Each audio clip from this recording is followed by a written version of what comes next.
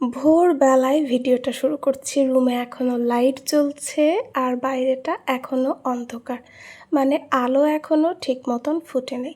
নামাজ পড়ে ভাবলাম একটু বারান্দা দিয়ে হাঁটি, তো হাঁটতে হাঁটতে কিছু সময়ের মধ্যেই আলো ফুটে গেল। আসসালামু আলাইকুম, কেমন আছেন সবাই? আশা করছি ভালো আছেন। Welcome to my channel Shashi's basket. দিনটি ছিল শুক্রবার 26শে সেপ্টেম্বর 2025। সকালবেলায় ঘুম থেকে উঠলাম অনেক দিন পরেই। পরে অবশ্য কিছু সময় আমি ঘুমিয়েছিলাম, তো অনেকক্ষণ হাঁটাহাঁটি করলাম। আসলে এই সকালের এই ঠান্ডা ঠান্ডা একটা আবহাওয়া, এইটা শরীরে রাখলে শরীর মন দুটোই অনেক ভালো থাকে। আমার তো তাই মনে হয়, যদিও আমার ওঠা হয় না, তারপরেও যারা উঠতে পারেন তারা তো আসলে আলহামদুলিল্লাহ। আর এই যে দেখেন, আজকে একসাথে 4টা শাপলা ফুল ফুটেছে। আসলে সত্যিই আমি না, অন্ধকারও ছিল, আবার এত সুন্দর করে আমার ক্যামেরায় আসলে আসে না, মানে খুবই সুন্দর লাগে, খালি চোখে মোটামুটি ভালোই দেখা যায়।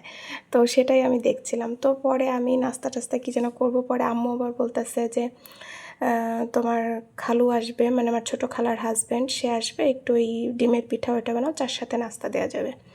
তো ভাবলাম চট জলদি আসলে ওটা করে নিই। ওটা আসলে এমন হয়েছে কি, তাড়াতাড়ি হয়ে যায়, আর মাত্র একটা ডিম দিয়ে ঘরের যা থাকে সেটা দিয়ে খুব ভালোভাবে হয়ে যায়, এই জন্য বানানোটা ইজি আসলে। তার মাঝে আমি আমার সকালের নাস্তাটাও করে নিলাম। আর এই যে আমি আজকে আটা দিয়ে করতেছি না, আমি আজকে ময়দা দিয়ে করতেছি। এটা সাধারণত আমি আটা দিয়েই করি। আমি জানি না কারা কারা এটা বানিয়েছেন, যারা বানান নাই আমি এটাও বলবো যে অনেকে আছেন না, যে রান্না করতে ইচ্ছা করে কিন্তু অত প্যারা লাগে বিধায় কোনো একটা নতুন আইটেম ট্রাই করতে চান না। আমার যেমন হয়, মাঝে মধ্যেই এই জিনিসটা হয় যে রান্না করতে ইচ্ছা করে কিন্তু ঝামেলা হবে বিধায় করে না। তো এই জিনিসটা না খুব সহজে হয়ে যায়, অনেক বেশি কিছু লাগেও না, তাড়াতাড়ি হয়ে যায়। তো আমি আটাটা মাখিয়ে রেখে সে একটু 10-20 মিনিট একটু রেস্টে রাখলে ভালো হয়। ওই যে নরম দেখলেন, ওটা পরবর্তীতে একটু রেস্টে রাখলে ঠিক হয়ে যায়, মানে সেট হয়ে যায় বলে। তো এসে সারে আমি যে কাপড় চোপড়গুলো বারান্দায় মেলা ছিল সেগুলো আমি ভাঁজ করে রাখলাম, ঘরটা একটু গোছগাছ করে।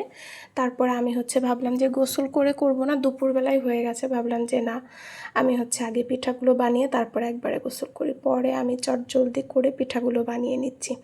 আমি ভাবতেছি যে নতুন কোনো শেপ দেখে আমি একটু করবো, কিন্তু আমার যখন আমি বানাতে যাই তখন তাড়াতাড়ি করে আমি এই শেপটাই করি, এবং এটা দেখতে না ভালোই লাগে আমার কাছে। তো আমি এই তো এর আগে একদিন যেটা করতে গেছিলাম সেটা অনেক ঝামেলা করতেছিল আমার, মানে আটার সমস্যার জন্য মনে হয়েছিল না, তবে আজকে আলহামদুলিল্লাহ ভালো মতনই হয়েছে।